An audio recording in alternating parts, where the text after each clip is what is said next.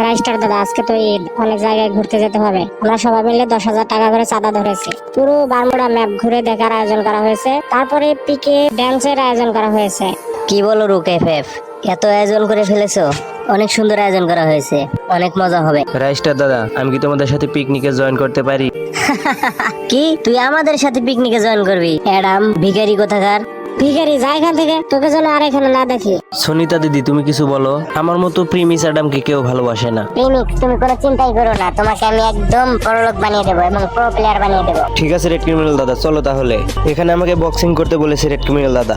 প্রেমিক, তুমি এখন 20টা পুশ আপ দিবে। প্রিমিত স্যার, আপনি এখানে, আপনার মতো এত বড় ব্যবসায়ী আপনি এখানে কেন, কি করেন? রুক এফএফ এবং রাইস্টার কি ভিতরে আছে? হ্যাঁ স্যার, তারা ভিতরে আছে।